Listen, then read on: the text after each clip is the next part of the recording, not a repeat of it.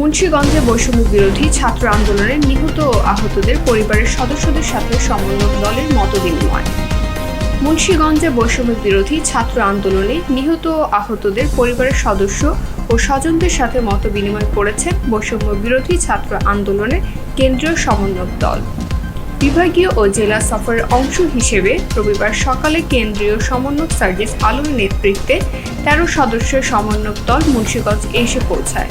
পরে বেলা 11:30 থেকে 12:30 পর্যন্ত শহরে একটি অভিযান রেস্তোরাঁয় গেল ৪ আগস্ট বৈষম্য বিরোধী ছাত্র আন্দোলনের সহিংসতায় নিহত ৩ জনের পরিবারের সদস্য সহ আন্দোলনের কর্মসূচিতে ঢাকায় নিহত ৬ জনের পরিবারের সদস্য ও আহতদের পরিবারের সদস্যদের সাথে মতবিনিময় করেন এবং খোঁজ খবর নিয়ে সমবেদনা জানান তারা।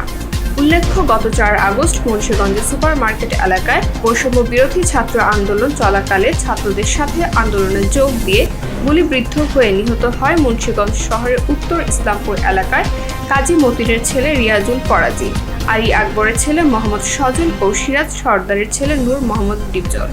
এছাড়াও সেদিন অর্ধশতাধিক গুলিবিদ্ধ সহ আহত হয় অত্যন্ত শতাধিক ছাত্র জনতা।